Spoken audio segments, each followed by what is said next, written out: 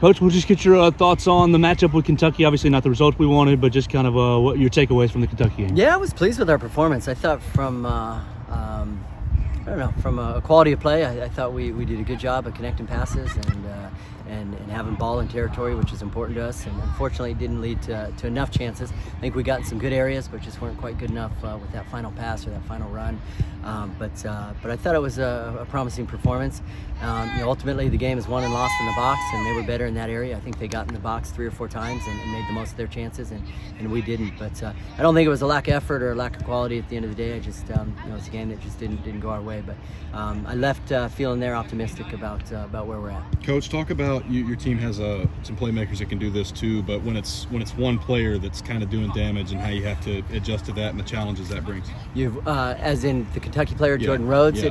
I think we gifted her the first goal, and not to take anything away from her, she finished it wonderfully, but it was an errant pass on our part that kind of put her through, and then the second goal was a set piece, a corner kick, and you can't leave a player like her. First of all, you can't give her a chance like we gave her, and then next you can't leave her wide open on a corner kick because she'll punish you. But she's a heck of a player, and she got the better of us on the night, that's for sure.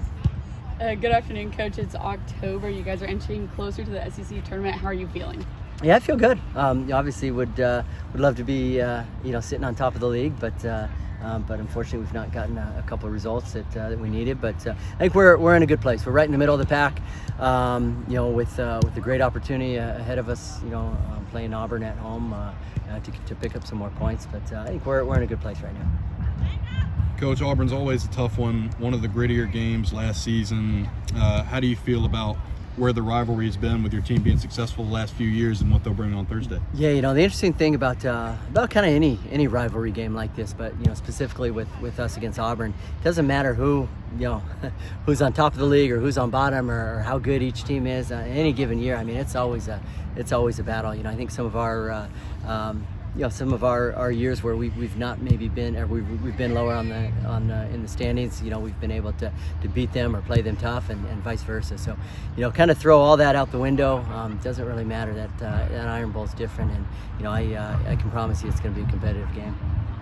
Hi, Coach. Obviously, Auburn's a big rival game, and it's also your pink-out game for the season. How would you compare that energy during those games versus other games during the season? Yeah, it's exciting. First of all, just anytime Alabama plays Auburn, right? There's always a little bit more to that game. But the fact that there's a trophy on the line, the Iron Bowl of soccer, makes for some energy. And then Power Pink, our team always gets really excited about that game. It's a special game, raising awareness for breast cancer, and so it's a fun opportunity to play a great opponent, a great rival on a special day. We're excited. Go ahead. She's typing a question. Can you talk about just from a tactical standpoint, or what you see from the Auburn Tigers, and kind of what that's going to bring for you guys on the field? Yeah, Auburn's a very well coached team. Karen Hopp has been there for a long time and has been quite successful there. So it's a school, a soccer program that's got a history, a long tradition of winning. They're going to be organized. They're going to be stingy. They're going to be tough to break down. And then with the ball, they've got some special players.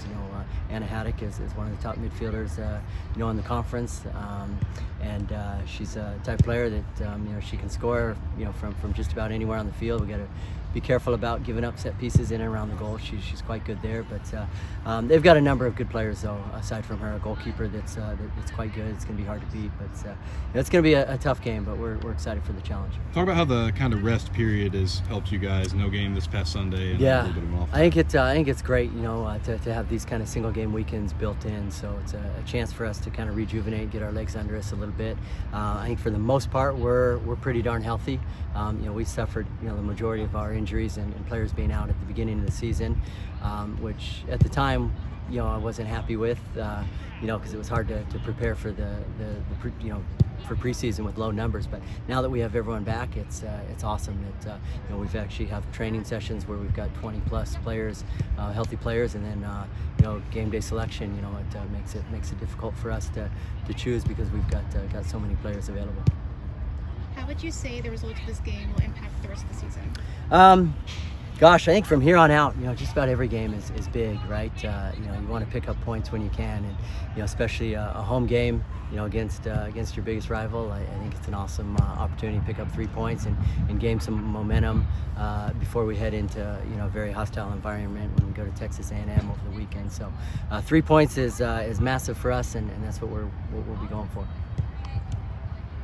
right. Thank you. Yep, Thanks for your thank time, you. Coach. Thank you. Appreciate it. Thank you.